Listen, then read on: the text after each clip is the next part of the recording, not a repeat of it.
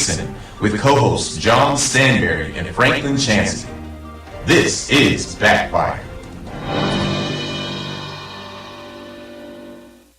The American dream is dead. But if I get elected president, I will bring it back. Not have sexual relations. And I realize that this is something We're not going to be able to solve our problems if we get distracted by sideshows and carnival parties. One Republican, one Democrat, and you discuss the issues that matter in today's local, state, national, and global politics. Hosted by Steve Hickson with co-hosts John Stanberry and Franklin Chansey.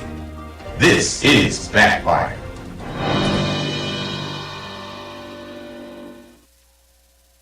Confused this morning. Welcome, everyone. Good morning. Welcome to another edition of Backfire with John Stanberry and Franklin Chansey. Where's the beer? How was your weekend? It was very nice. It was a beautiful weekend to be in East Tennessee. Well, we're about to get everything organized around here. John is actually here. He's on the phone with a confidential source getting information that he's going to try and smack me upside the head with. I got a feeling it's going to be about tax increases, too. Oh, my goodness. I guess we could talk a little bit about the billboard signs now. The billboard signs? Yeah, they put a stop to advertising the liquor billboards. Oh. Evidently, it's not legal to put an advertising up on a billboard that shows any kind of name brands of the liquors. Yeah, and a new one did do that for a while, so they made them take that down. Huh? They were trying to promote that their store was opening the 4th of May. Yeah. Anyway, they've changed it now and everything's all under control, but I'm sure John would say, well, it just shows you that We're all going straight to Hades in a handbasket. Oh, Lord. Not like the good old Morrill days when we went to bootleggers. Oh. Anyway, it looked like they got tore up by these liquor store signs advertising, but anyway, it's all. And as I understand it, trouble arrives here in River City this weekend. May the 4th. Hey, do you think there'll be standing room only in the first liquor store to open? Probably will be somebody rushing to be the first Clevelander ever. Yeah. To do that. We ought to take John out there and put him first in line. What is this? The new liquor store opened May the 4th. You can be the first customer. Would that be the new one out here, or are we going to wait until the 4 open on I don't Wild? know. I guess the one out there that they've been raising cane with about advertising now. They can't have. I actually did not know that regulation, so that's pretty What, that's a city regulation? No, that's it's a state regulation. You can advertise them on billboards, but you can't mention any brand names of products that you might be selling. Go figure. Who knew that? Well, it almost sounds like there's some concern that there's dangers to the community and to the public with these things. But I'm sure that's not the case because, once again, this was a Shangri-La situation that we voted in. Like I said, it was so much better when we had bootleggers all over the county. It was probably Back in the good old Morrill days. It was probably less prevalent. I'm not talking about good or bad, Franklin. I'm talking about prevalence. I have some doubt about whether it was less prevalent. All right, John, you've been out doing your homework. So I know you want to talk about something. So this tax increases is what you're after, isn't it? Well, I'm just trying to get an idea of what the county actually has to work with without a tax increase. What do they have? Well, I mean, we've talked about the fact they get about $1 million more each year in property taxes, which is equivalent, from what I understand, to around a 4-cent tax increase. Each penny, I've been told, generates around $225,000. So that's a 4-cent tax increase every year equivalent. And then, from what I understand, the sales taxes round another penny, probably another $250,000. So you're looking at the equivalent of a 5-cent tax increase every year just in the growth of the revenue. It would seem to me that you could live within that budget. And I'll tell you, I talked to a county commissioner that told me today, as they sit in the water, they can fund the project at Black Fox and the one at North Lee. Both of those can be funded in the current revenue. I was told that the chief motivator was this pie It's the center. pie center. The pie center is the problem here. And look, it's a great idea. It's a wonderful idea. I'm not against the pie center. But here's the deal. The county commission and the taxpayer was sold a bill of goods on this. And they were told that if you will buy the building, we will take care of everything else. We will get grants and we will get industry to do it. Well, as we sit today, not a single grant has come in. And that, from what I understand, they've only got one industry. Now, sometimes they'll argue and, oh, we got 2 or 3. I was told they had one that had signed the dotted line. So my point here is it's a great opportunity. I think it's a good idea. But we were told as a taxpayer that if you buy the building, we'll take care of the rest. And we bought the building. So, I kind of expect people to hold their end of the bargain up. So, in other words, you saying there's not enough outside industry getting involved with it? Well, apparently the grants, there was a flaw in the reasoning. And apparently they can't get grants for this. So that whole idea apparently has Grants come and go. I can tell you. flushed down the toilet. Grants come and go. They may have been able to get grants, but then they went away by the time they got involved. Well, but the problem is the taxpayer was told something. The county commission was told something. And I like the idea. I'm for the idea. Now, let me say this. The county school board and Dr. Cash has done a good job of presenting this, and the city school system refuses to cooperate and participate, which is a damn shame as well. And I've every time they've done a presentation on this in a public venue, I've asked that question. And the only reason I've asked the question, I already knew the answer, was I wanted it publicly stated that the city won't come work out a way to participate in this. Right. Now, I've been told by city school board people, oh, well, we were never asked, and that's, from what I understand, not correct. They have been asked.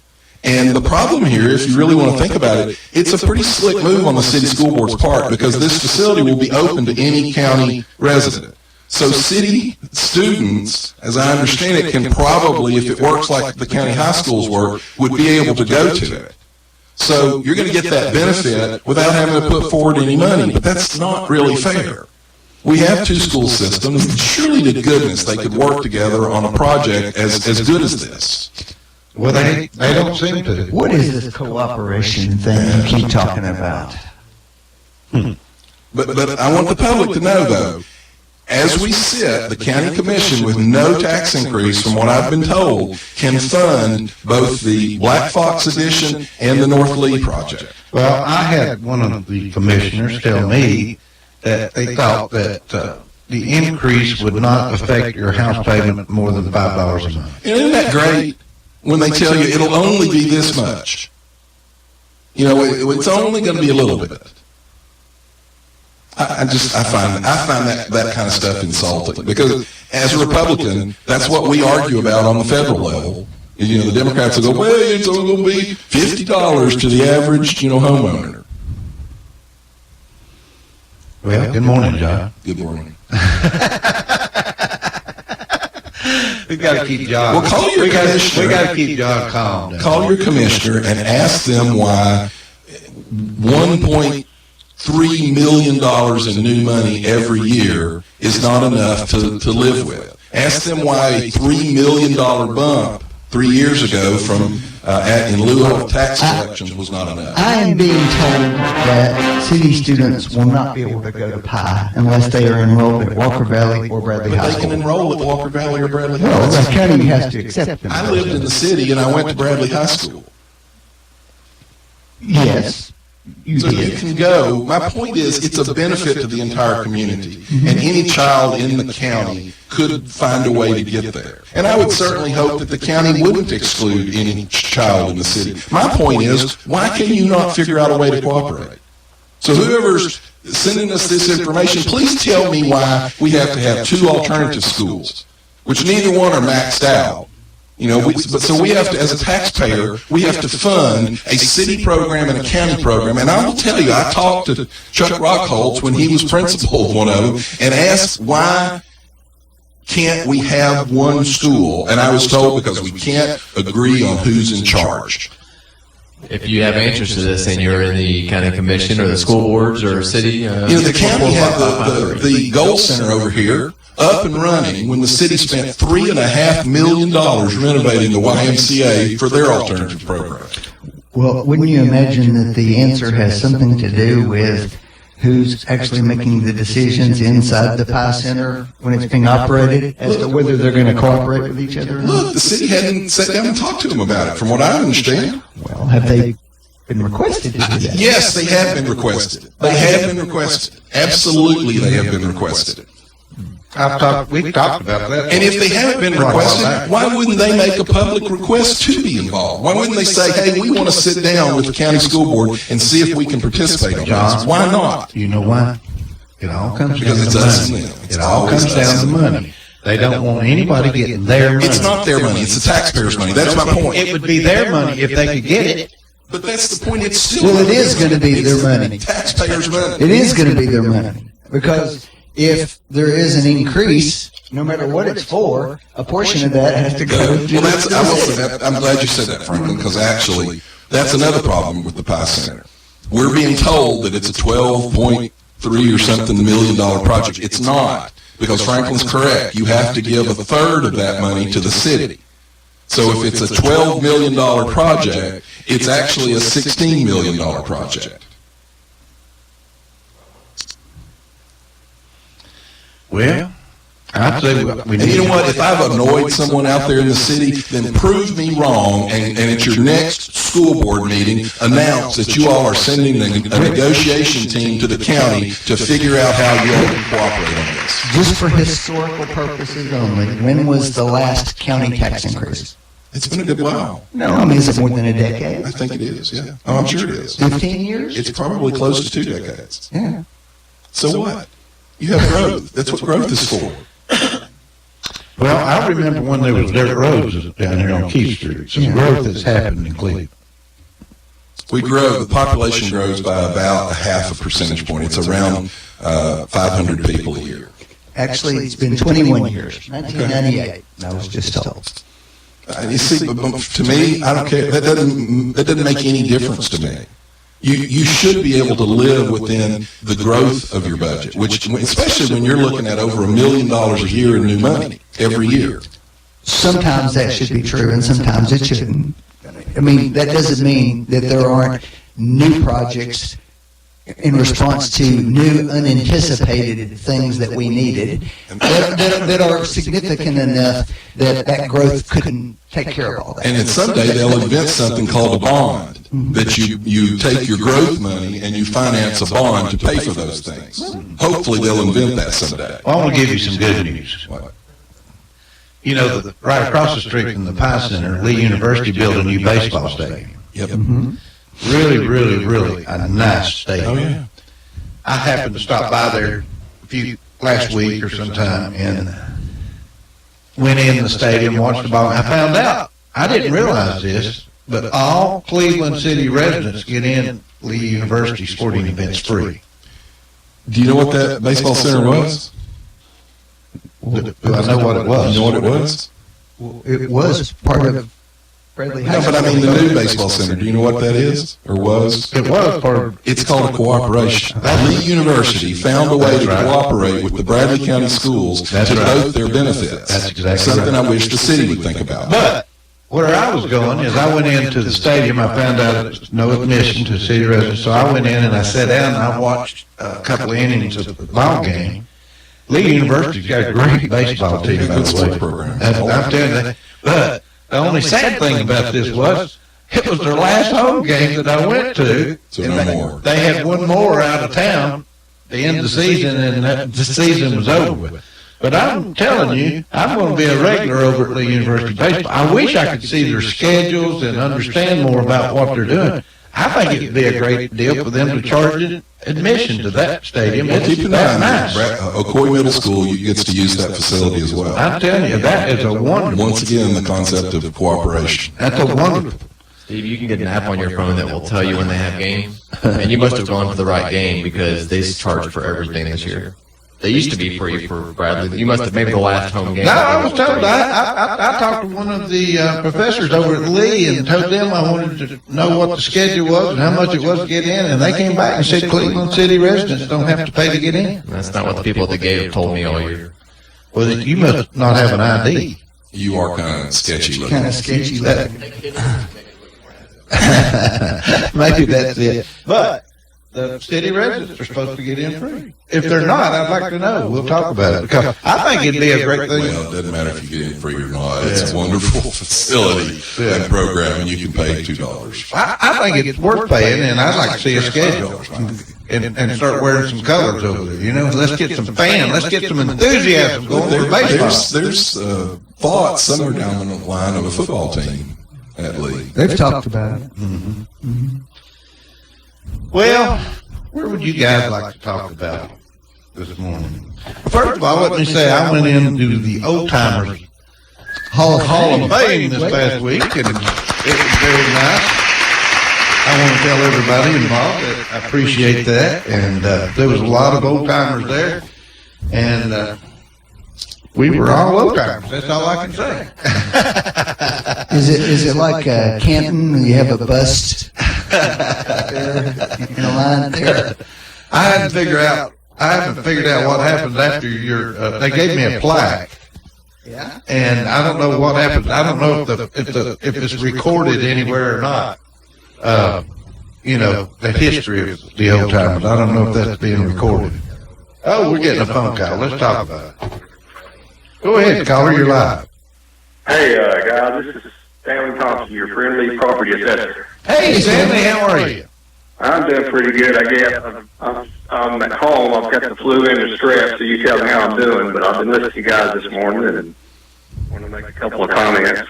Okay. Go ahead. We'd love it. I know John's pretty well on board there, talking about we've had probably close to $1 million in growth, you know, each year as far as tax dollars go. But this year is going to be a little bit different, John. I've heard, Stanley. So, you know, is that the Bacher tax? No, it has nothing to do with the Bacher. There's a state law that basically says that every 2 years the state will do a study and base the property sales on my values. And that's called a ratio study. And what happens is they'll look at, I can break it down a simple example. Say my property value was $100,000 back in 2017 at the last year appraisal. They did a study 2 years later, and right now, on average, just to say on average, we're about 13% below what the market is showing. So, personal property, which is businesses and industry that have personal property, if you turn in your schedule on time, they will receive a 13% break. So, this year, I'm just running numbers. I've been out about a week, so we were at about $140 million in new growth, what I call new construction, new land, what have you. And that was about $36 million in assessment. Breaking it down some more, well, with the personal property ratio that is going to be given to the industry, that takes all that away. So what we were going to see, I was thinking, is around 630 or 40,000 new tax dollars gets wiped out by that ratio. So you're saying there'll be a $640,000 reduction in income for the county this year? It'll be a cut in the growth. Is that right?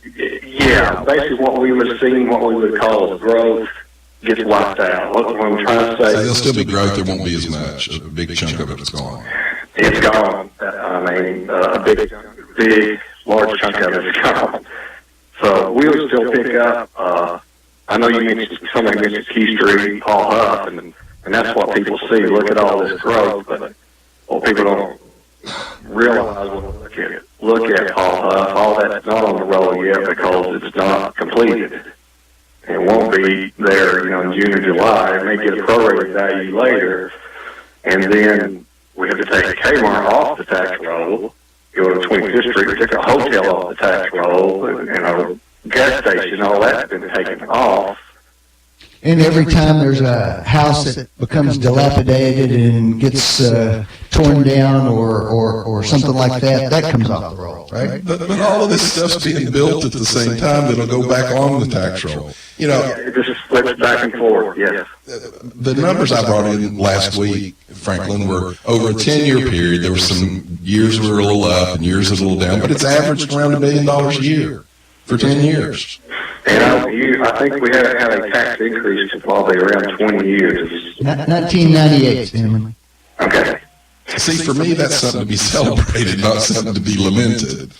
Well, you know, that's what we've always kind of, my job is to, I hate to say we're the tax assessor, but that's our job is to go out and pick up properties. And I'm proud that I've been able to keep from having a tax increase, but you know, I don't know what the situation is with the budget. I try to stay.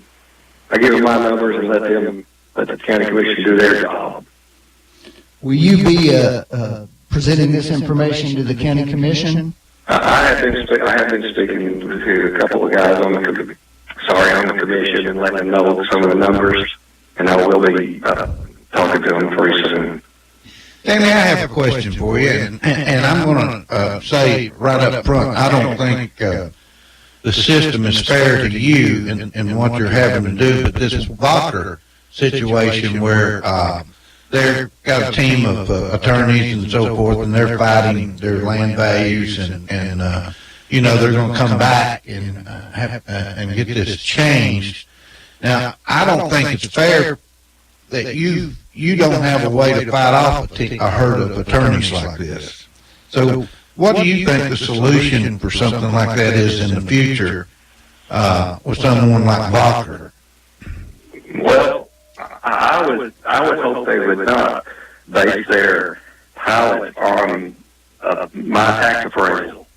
If the company wants to come in and say they want to pay $2 million a year, pay $2 million a year. You know, I'm sure there would be some standards they'd have to keep up as far as number of employees and that sort of thing, but don't base it on my property value because there's too much out there that can change, you know, in the market. Right. So that sort of thing. This happened also with the hospital, and both these companies have teams of attorneys. Well, in fairness to Stanley, that's in litigation right now. Yes, and he's probably not supposed to talk about that without the county's attorney weighing in on it.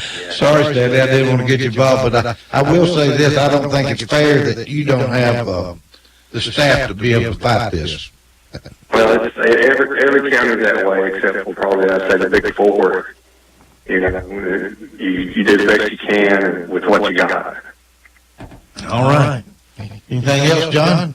No, I mean, I appreciate Stanley telling us that. To me, it doesn't change my point. They have enough money to fund both these school projects as we sit, and revenue may be down a little bit this year. We'll have to see. But over the last 10 years, it has not been down significantly. And Stanley, this happens on a routine basis, does it not? Yes. Well, if you go back 10 years, it's averaged about $1 million a year with the ups and downs. So this may be a little bit down, but you're still looking at over $1 million increase on average every year. Yeah, back in I'm thinking 96, when the county made a deal with, I don't know if it was Whirlpool or Maytag, it was one of them, the first one. They made I call it a terrible IDB agreement, where they basically took all of their property off the tax roll. It wasn't like to do the deals now where they'll take the new growth off or new equipment off. They took everything off, and that year we had worked and we'd added, like you said, over $1 million in tax dollars. And I remember going to the commission meeting and we were zero growth. And they asked me what happened, and I was like, well, y'all signed an agreement, took everything off, and had a couple on there said, no, they didn't, and then a couple on there said, yeah, we did. Well, that's kind of scary that the body that votes these things in, not sure what they actually did. Yeah, that was a terrible agreement then. I mean, now if a new company comes in, it's basically not been on the tax roll, you know, and someone's going to get a break, and it really doesn't hurt the county. You're going to get, say you do get half of whatever they're supposed to pay, who weren't getting that the year before. Well, and on top of that, industrial growth actually makes us money. It costs about 60 cents for every dollar of increase. It's the residential growth that we lose money on. Oh, yes, yeah. Well, thanks, Stanley. We appreciate that. All right, guys. If you try to call me at work today, I won't be there. All right. See you. Get better. Hope you get better. Bye. All your employees know that now. You know, this is not necessarily a disagreement with John, but just, fleshing out the issue a little bit more. I mean, the issue is whether something like the Pie Center, for example, is something that's part of anticipated growth, or whether that's just something that is a new thing on the horizon that we decide jointly that we want to make a priority. I mean, it's not exactly the same thing as population growth required us to expand the school so we can have more students there. This is an entirely new thing. I think it's a good thing. But my point is, I also think people ought to keep their word. And the taxpayer and the commission was asked to purchase the building. And they did. And the school board said that they would take care of the rest of it, from at least what I'm being told from commissioners. Well, if we're going to all of a sudden jettison that idea and it's going to require a tax increase, then I think we ought to have a whole lot more public discussion of this. And we certainly shouldn't be saying it's going to cost $12 million when we know it's going to cost $16 million because of the city component. The public, it's the same problem I had with the liquor stores. We didn't have an open communication about what's this really going to cost? How's this really going to happen? How's it really going to work? And it bothers me that the public is always sort of, to be perfectly honest, and I don't think that was anybody's intention here, but it's hard for the public not to feel like they're being hoodwinked. Hey, we'll get you, our foot in the door. We'll get this project on the list, and then we'll pull the rug out from under you, and everything about it that you were told will change. Hey, the Democrats and Trump finally agreed on something. Yeah, now they have to get the Republicans to agree, though. Well, they won't agree. It's $2 trillion. $2 trillion. We don't have $2 trillion. Just spend $2 trillion on infrastructure. We don't have $2 trillion. Now, look, I'm not saying I'm against it. I'm not saying the Republicans aren't against it. We don't have the money. Right. So if you're going to do it, you better find where. It's the same discussion we just had on the Pie Center. Yeah. It's a great project. It needs to be done, but money doesn't grow on trees, unlike Bernie Sanders seems to think. I just can't imagine that the only thing, isn't it amazing, John? The only thing they can agree on, the Democrats, with anything with Trump, is spending money. Well, when you have 600 major corporations paying zero federal taxes, I don't know what this issue is. It's called the law. Change the tax laws then. Yeah. But you guys passed the law. This is like I said. This is like I made the fire in my backyard, and it caught the house on fire, and now we can't afford the water. Franklin. Here's the deal. Republicans for years have said simplify the tax code, go to a flat tax across the board, no deductions whatsoever. Your people won't even discuss it. Matter of fact, we brought it up in the 90s when Ned Ray McWhirter was in charge of the state house, and David Copeland brought it up, and McWhirter wouldn't even allow it to be discussed on the House floor. I want to talk about these loopholes. Now, Franklin, you say all these large companies don't pay taxes. They don't pay taxes because of loopholes in the tax situation that the Dems don't like. And the loopholes are, wait a minute, let's talk about some of those, right? Mm-hmm. If the company reinvests money, all right, if they reinvest so much money, they don't have to pay taxes. Well, that's what the in lieu of deals are we've done locally. That's right. But there's not in lieu of deals on the federal level. Yes, there are. It's called lobbyists who lobby members of Congress to get a benefit for their industry. The Republicans had the House, the Senate, and the White House. So you're saying that your people will support a flat tax? No, because I don't like the flat tax. You just said you don't like loopholes. Flat taxes have no loopholes. I don't have a problem with a progressive tax. However, I do think there's something wrong when a company making $30 billion in profit pay no taxes. And if you don't think that's a problem, you guys are out of your mind. I think it stirs the economy when that company that doesn't pay $30 billion in taxes spends the money on their employees and new jobs. New jobs. What's going on with our economy right now, Franklin? Is there new jobs out there? Are they on unemployment right now? Are they on food stamps right now? A lot of them are working 2 jobs. We got to take a break. We'll be right back. The American dream is dead. But if I... You're listening to Backfire with Steve Hickson. We'll be right back after this.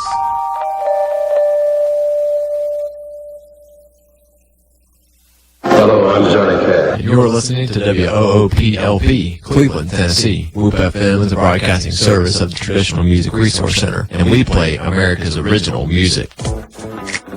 Yeah, you looking for something sweet? I know you are. Bring your little sweet self to the Village Bake Shop.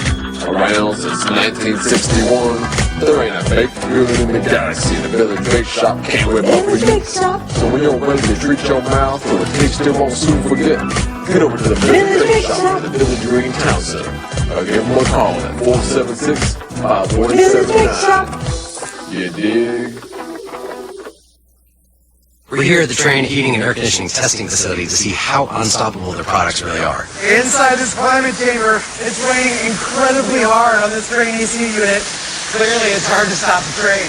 Ready for a heating and air unit that's been tested in the harshest environments possible? Stop thinking about the other guys and get a Trane. Call Mechanical Systems today to get your home on the road to comfort. 336-5739. Trane, for the most reliable heating and cooling brand. Matthews Pool and Spa Company, located in Cleveland, Bradley County for over 45 years. You know them. They're your new swimming pool construction and supply company in Cleveland, Tennessee, now with 4 generations of Matthews to serve you. Matthews Pool and Spa Company, for over 45 years, your swimming pool construction and supply company, spa or hot tub installation and maintenance. Get all of your supplies for your pool or spa right now. That's the new location in the old Quinn Electric Company building behind KFC at 2724 Key Street in Cleveland. Call Matthews now, 476-4521. You better get your order in now for your new pool construction for this spring and summer. 476-4521. Matthews Pool and Spa Company. Gonna jump in. Woo!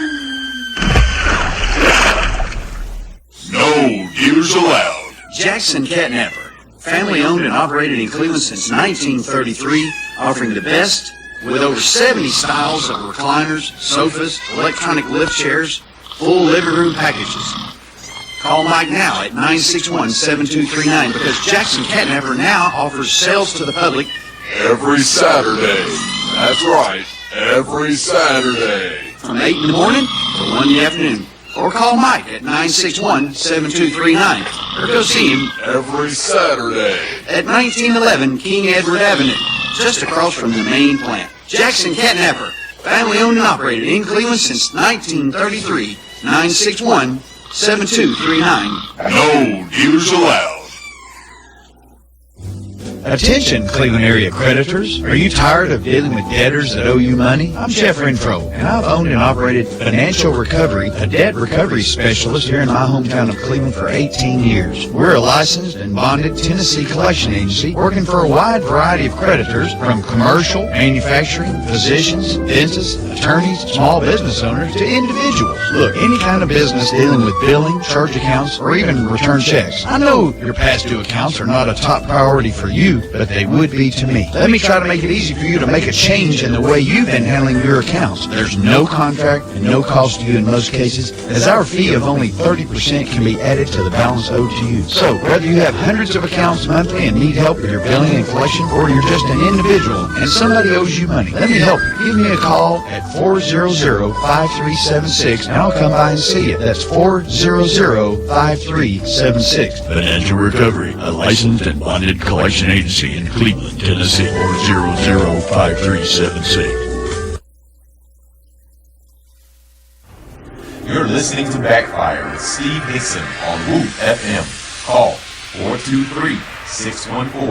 423-614-5553 to join in on the conversation. Now, back to Backfire. Good morning, everyone. We're back live in the studio. I have another question. We're getting a phone call. I'll take that first. I always have seniority on this. Go ahead, caller. You're live. Hey, good morning, Steve. Hey, good morning. I don't know how long you guys been on, but I appreciate you guys being on every Wednesday morning. 7 years now. Okay. Anyway, it was in the paper. I was going to make sure you guys' opinion on this. Do you think they should change Emma Street back to a 2-lane from a 4-lane? I certainly do. I have real mixed feelings about that. I mean, as far as the downtown area, that's probably good. But as far as traffic flow, we should have an exit at Harrison Pike, and it should connect all the way through to Dalton Pike. You would greatly increase your traffic through the downtown area, which I think would help as well. Now, how you do that, maybe you have to have a business loop like a lot of cities do. You got an APD 40 now. That's the business loop. Well, here's the problem. There's not a shortage of traffic on Wait a minute. Here's the problem with that, okay? When they did 25th Street, the city agreed not to commercialize it so that it would be a traffic flow corridor. They commercialized it. And so they said, okay, we need Paul Huff. When they did Paul Huff, they agreed not to commercialize it. I personally was told that from Mouse Creek over would never be developed. Now, that was only about 10 years ago that I was told that. Okay, I guess we're having a philosophical debate there, but most people would say each of those things has added to the community. Well, here's the thing, I'm not saying that. I'm just saying, once again, it's the same kind of BS meter. Please don't make an agreement with the state and go, okay, we're not going to commercialize this so it will maintain for industrial traffic, and then immediately start breaking your word. And then here's the great part about the Mouse Creek part. Now they go, we never said that. Now, if we had a recording of the city council meetings, I could play it for you where they said that, but we never said that. That's what I don't like. I'd rather people were honest. After 5 studies, don't you think they'd have it down pat? On Inman Street? Yeah. Well, here's the thing. The new study recommending closing it down is undoing what the previous study did, because it used to be closed down. Well, and we widened it. Now, the study, I will say this, the study before was the same thing. They wanted to slow the traffic down going through Inman Street. But it used to be slower. And beautify it and that kind of stuff. And it used to have parking on the side of it. Make it more usable. They want to make it friendly. They want to put housing in downtown. That's where they're going. Well, they need that. If you're going to maintain restaurants and things like that, you need people living down there. But that's why they want to slow the traffic down. One more thing, Steve, I like that. All right, go ahead. I used to work at Maggie Shelf over there. My father worked there for 35 years. And I really think they should let people take a tour of that before they tear it down, because I want to go through it again. I worked there 10 years, and I wonder if there's anybody I could get a hold of that would let us do that before they tear Magic Chef down. I actually think that's a really good idea. Which Magic Chef are they going to tear down? There's a bunch of them. They already tore down a big chunk of the part behind where Hardwick Stove was. Well, that was Hardwick, sir. Yeah. I'm talking about the old Dixie Foundry and Magic Chef, right? One that was there before anything. Uh-huh. Actually, I think that'd be something maybe someone with the downtown group ought to look into. All right, Main Street, Cleveland, get involved. Let's get them involved in that. How's that sound? Hey, it sounds good. Appreciate you guys. All right. Thank you.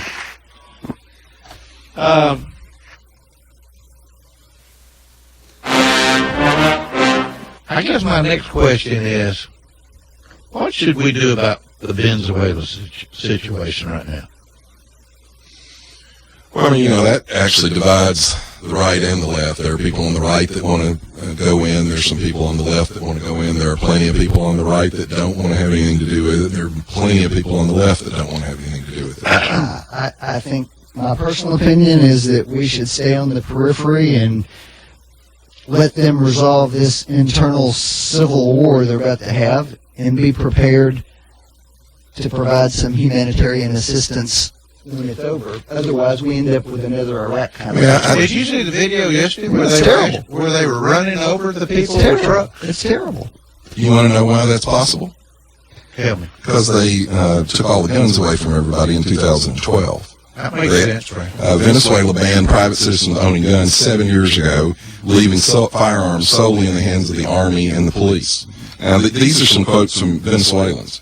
It was never easy to obtain a handgun permit in Venezuela, but at least before 2012 it is possible. Since Venezuelans are unarmed, we now depend on a military uprising for our freedom rather than a popular uprising. And they confiscated them by force. In 2013, the next year, only 37 were handed in voluntarily. More than 12,500 were physically confiscated from their owners. And if you disobeyed the ban, you faced 20 years in prison. An MSNBC reporter, actually, good liberal network, I guess he didn't really think about what he was saying, but he said, you have to understand in Venezuela, gun ownership is not something that is open to everybody. So if the military has the guns, they have the power. And so as long as Nicolas Maduro controls the military, he controls the country. Now, by the way, keep in mind, there are Democrat presidential candidates that say they want to physically confiscate your guns. Who would that Eric be? Swalwell said it, and so did Kamala Harris.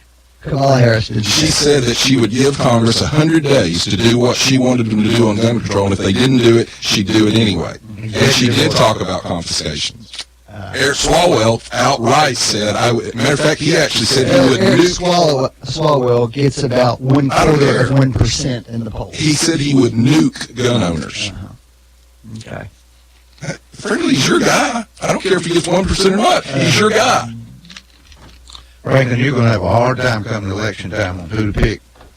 Having said all that, I think probably what we're doing right now is close to what I'm all for funneling some guns into them. I would be okay with CIA operations, covert operations to try and get them supplies and things. I don't know about putting troops down. Well, I mean, you got Russia getting involved, and you got Cuba getting involved. Keep in mind that all of these protesters That's a different issue. Yes. If Russia were to try to bring troops into that area, that would create a But response. they are doing what I just recommended, though. They are supplying Maduro's people. But now keep in mind, all of these protesters that are rising up, they're all racist, homophobes, and bigots. Say that again. They're all the people rising up are racist, homophobes, and bigots because they're against socialism. And if you're against socialism in our country, if you criticize Alexander Ocasio-Cortez, you're a racist, homophobe, and a bigot. So all of these people rising up against socialism, which has utterly destroyed their country, must be racist and bigots. Well, Bernie says it's all right for the felons to vote. He wants Alexander Ocasio-Cortez won't condemn Maduro. Neither will Ilhan Omar. Neither will Talisa Rahib, or whatever, however you say her name. What do you think about Maduro, Franklin? I think he's a horrible leader for that country. And I think eventually he will go. Whether that happens right now or not, I don't know. But I have a great deal of hesitation about us just jumping in the middle of it and picking for them who their leaders are going to be. Can we at least agree that socialism has made hundreds of millions of people miserable? Sure. Has destroyed that country? Has destroyed that country? Sure, John. One of the wealthiest countries, it was originally one of the wealthiest countries in South America, has the 5th highest oil reserves in the world. And those people have been starving to death for years because of socialism. Well, do you think... Or because oil prices fell. Because he nationalized the oil companies, Franklin. Wait a minute. No, wait a minute. Look, first of all, I'm not trying to defend Venezuela, but if you're going to say stuff, at least come close to telling the truth. Okay? Here's the truth. Here's the truth. I want to hear the truth. The truth is, from 2005 to 2012, they were very prosperous. Why? Because, as John said, they nationalized... No, Franklin. Let me finish my statement. Oh, my gosh. They nationalized the oil, and the oil prices were very high, and so they had tons of money to work with, okay? When the oil prices fell, that didn't work anymore. Why didn't it happen? Because those people didn't have the ability to control it privately, they couldn't respond to it. In other words, socialism destroyed the country. In other words, socialism destroyed the country.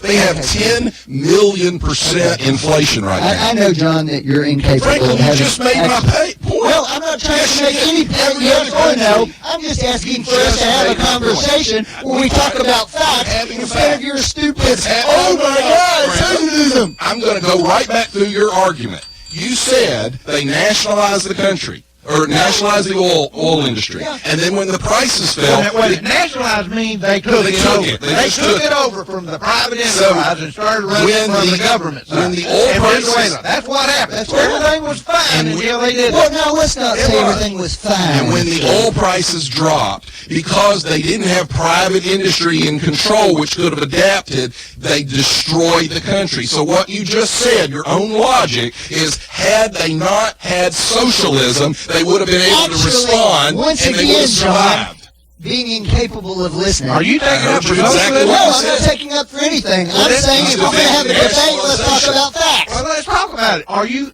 for or against socialism? Well, I'm for us having a fire department. See, That's that's socialism. a giveaway. He's not Okay? willing to, are you I'm for the social security system. That's socialism. Well, do you think we ought to take over all of our oil businesses? No, of course I don't think Okay, that. But you you just know what? defended But it the truth is, you think that some parts of socialism are good. You like having your Frankly, you're Medicare, missing don't the you? point. Alexandra Cortez doesn't say that she's for socialist principles. She says, I'm a socialist. She's the rising star in your party. She is speaks for one according to district. Tom Perez, your DNC chairman, she is the rising star in your party. And the number You 2 can't- guy after Biden got in you've got is a your- socialist. You've got your bogey people Bernie you Sanders, create if y'all had- because you haven't had an original idea in 35 years. Socialism is about a 150-year-old idea, Franklin. Congratulations. You're supporting a 150-year-old idea that has not destroyed supporting anything. every country it has been implemented. Oh, then you think Social Security destroyed America, don't you? Say that. Yeah, you That's do, what John, I but did, you can't have it both I ways. did. No, here's the deal, The Franklin. truth is, You John, can't- you can't- everybody has Franklin, some degree of this, I and didn't they're say for. You're missing the point. No, That's a strong you're missing argument. the point, Did and I you're say being that? dishonest. Did I Are you bring a Social socialist? Security up? Did You I bring, are a socialist. Franklin, Are you a did I socialist? bring Social Security up? Who brought it up? I did. You did, because it's a bogeyman It's that not you a all bogey, use. man. It's the truth. It's a bogeyman Are you that you for all it or use. against it? I'm for it,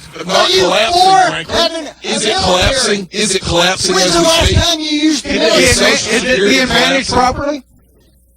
Is it being managed properly? Sure, let me give you a little Republicans fact. weren't Here, trying to let me start give you a it. little Yeah. fact about this. Is an interesting fact I heard How this about, morning. how about Mitch McConnell 2 weeks ago on Fox when somebody was asking him to comment on the Medicare for All proposal? You know what his response was? Medicare for none. It was a joke, All right? which he shouldn't have Oh, said. it's not a No, joke. no, wait a minute, It's Franklin. what you guys have been Let's give trying to you do something for right now. 35 Let me give years. you something And right you're- now. And if we listen to you, you'll pull it off Let me eventually. give you something right now, Franklin. So, You want your for Medicare? all. You want Social Security? You better stop supporting these No, right-wing you better get someone in who knows Nobody's that gonna they're push going broke anybody in off the about cliff. 8 years. Nobody's going to push anybody off the cliff, right? Medicare is going broke in about 10 years. Social Security is going broke in about There's a bill 7 in years. Congress right now that would push Social We're Security going out broke for as 50 we speak, years. Franklin. Nope. Not Let you me- guys, because you want to make sure Amazon doesn't pay any taxes. Let me give you an example right now. Medicare for all. Okay. So there was fraud in the Medicare system, and there are profits in the insurance companies. The total profit in the medical insurance companies was about $21 billion last year. The fraud in Medicare alone, the current Medicare, not Medicare for all, Run by the was government. over $80 billion of fraud. Run by the So government. almost 4 times as much fraud in the partial Medicare that we have now versus the profits of the for-profit insurance companies. On top of the fact that socialized health care in Great Britain right now is rationing eye surgeries. They're telling people, you're going to probably go blind because we can't let everyone have eye surgery. The witnesses in favor of Medicare for All just this week said that they are, this is a quote, we really don't know, we're shooting in the dark, but we think it would still be a good thing to do. It's $32.6 trillion in the first 10 years. And that's a low estimate. It's 11 to 13% of our gross domestic product. And one of the witnesses, and this is the witness in favor of it, said that it would come with, this is a quote, lower quality of care such as what's been reported in England. Americans could expect rations, long wait times, and more. That's what you're going to get with this, folks. Here's what you're actually going to get if they did that. People living longer, which is what all the numbers show. Not that that matters, of course. All right, Great Britain, 81% of breast cancer patients in the United Kingdom live at least 5 years after diagnosis, compared to 89% in the United States. 83% in the kingdom live after prostate cancer versus 97% in the United States.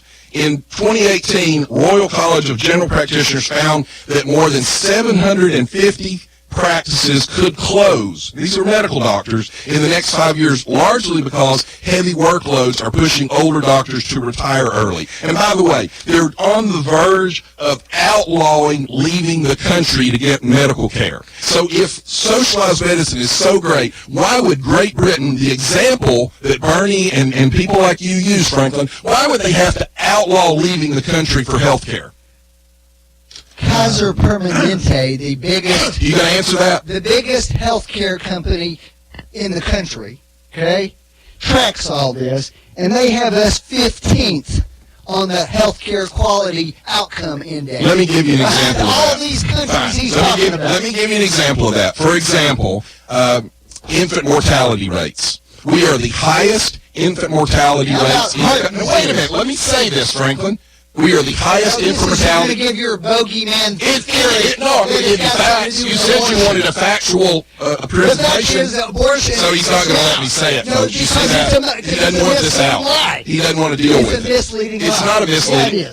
The fact is, we record any premature birth, no matter how early, as a premature birth. All through Europe, they don't count any birth before term as premature. In Japan, they actually don't count a birth until 2 days after term as having come. So when they say we're the number one, we're way behind all and that's why our people travel to Canada to get medical care, right? Rich people do. To Canada. Rich people. No, our people go to Canada to get medical care. Our people go to England to get medical care. Rich people may leave those countries. Where did They're not the average person. Right, because they can't afford to. Because they can't afford to.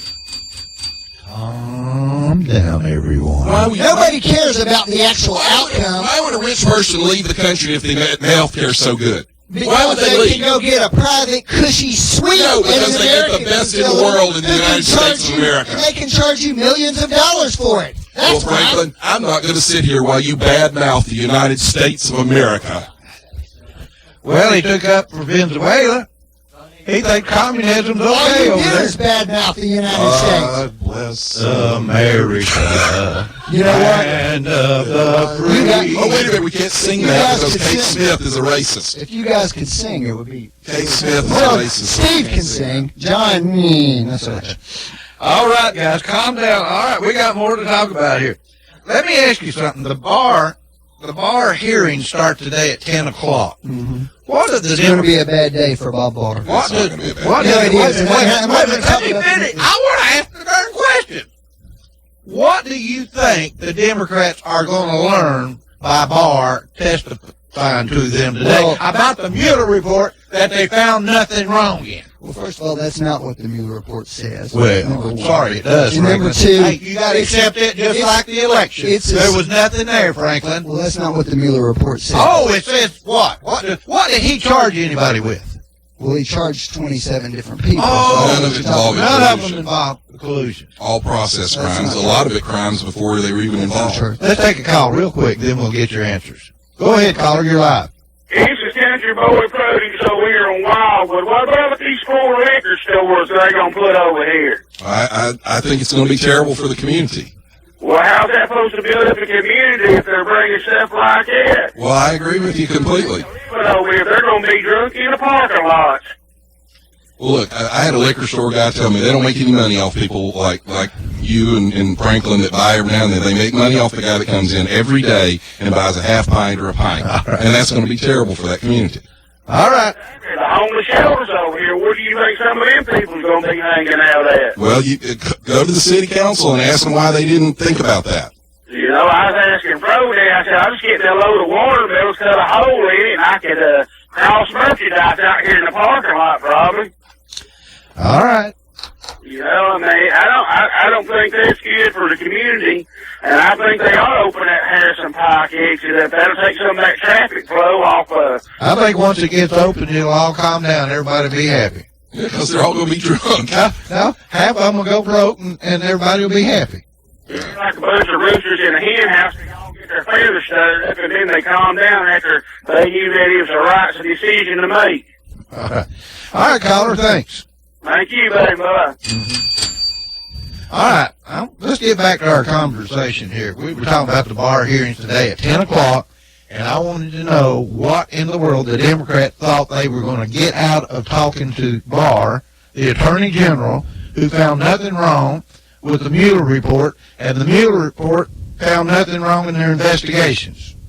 Now, what's going to come out of this? Well, Except a bunch more harassment for our the first president. thing the Attorney General has to do, and this is not something that's related to Donald Trump or the Mueller report in a political sense, he's got to explain why he gave the testimony he did before Congress previously that, frankly, is just an outright lie. Wait, what testimony? Let's hear it. He was asked when he appeared before Congress about his 4-page summary he did, if Robert Mueller disagreed with any of the conclusions that he put in his 4-page report. And understand, did he say Mueller help with it? No, they did help with it. No, he didn't. Hold on.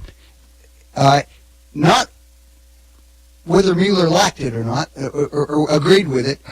I'm sorry, did he agree with those conclusions that were stated?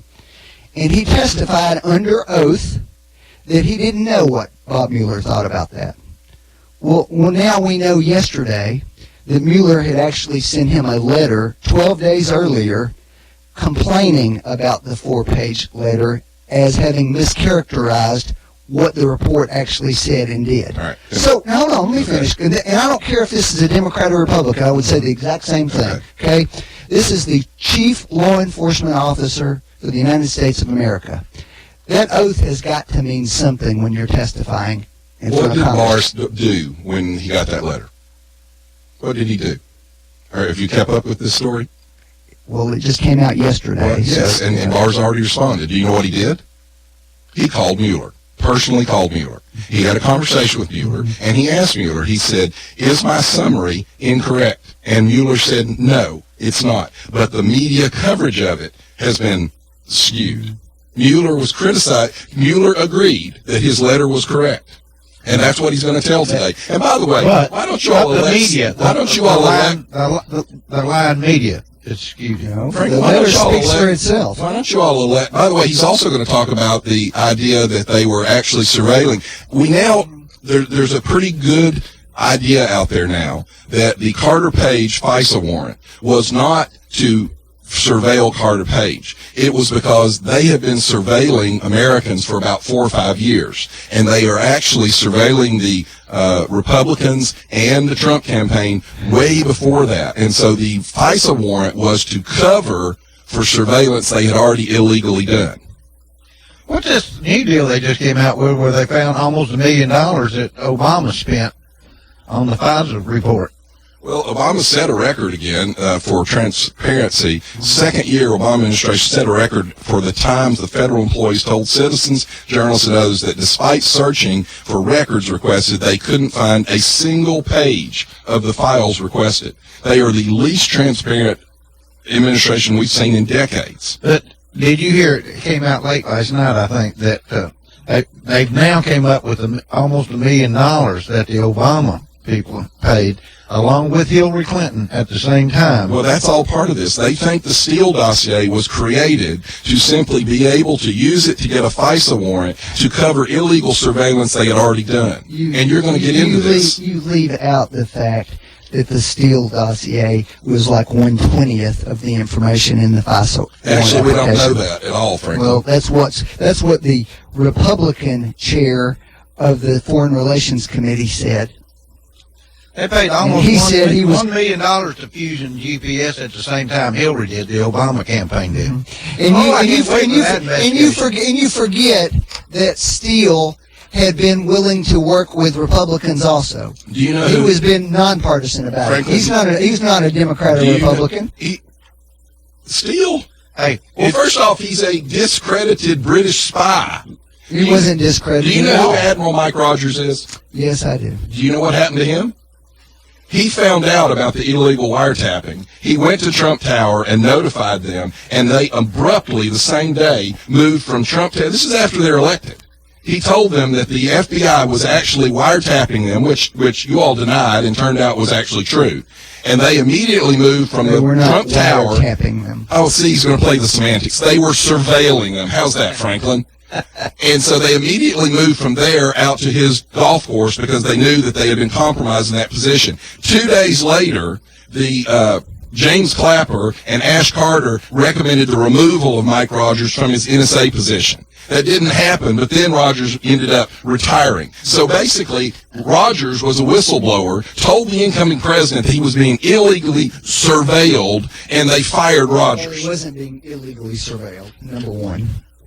So you're okay with them surveilling him? Is that what you're saying? You're okay with one administration surveilling incoming? What I think, John, is if you've got people in your incoming administration who are behaving awfully strangely toward the Russians and who are lying about Oh, here we go with Russians again, John. We're still got more Russians. Yes, I think it's okay that you look into that. Well, why wouldn't you look into an incoming or a candidacy that actually hired a British national to meet with Russian intelligence agents for dirt on the opponent? How about Would that one be that got something rid of you all look the into? emails? Because that's what Hillary did with the Steele dossier. Except that first of all, she didn't hire She did. Her She campaign hired a and the company. DNC hired a company which got a British national to meet with almost entirely Obama put $1 million into almost entirely Russian intelligence operations to put together a file on her opponent. Today at 10 o'clock, I think you're going to see one of the best shows that's ever been on television. Well, look, and that's when these stupid Dems start asking these crazy questions. Well, look, here's an interesting point about that. The reason you just had a fuss over them wanting lawyers to interview Barr is because they can't elect a smart enough lawyer to go up against Barr. Jerry Nadler? Sharp as a tack. Oh, I tell you, he reminds me of High Pocket. Jabba G.L. the Ross. Hutt has nothing on him. Okay. Well, you guys make all your jokes you want. But eventually... What are we investigating? But eventually... Franklin, what is the investigation? When is the investigations going to stop against Maybe when the president stops lying through his teeth, Steve. How about that? Obama was such an angel. You keep your doctor that kind of lie. Obama was such an angel. We never did this to The Obama. United States stops looking at people and lying. Look, Franklin, they all lie. The difference Franklin, here aren't is you when getting tired Obama of got this? elected, I accepted that he was president. Your people are subverting the will of the American electorate. I've got one last thing to say. We're running late, but more people were spied on besides Trump. Well, hang on. Let me say one thing. I want to congratulate this woman, Mary. She set 4 world records in powerlifting. Now, she used to be a man, but she's a woman now, and she shattered 4 women's division powerlifting world records, and then talk about how grateful she was to be able to do that. So you're just jealous. See you next week. Bye-bye. You've been listening to Backfire with Steve Hickson, John Stanberry, and Franklin Chansey. Catch them again on Whoop FM at noon.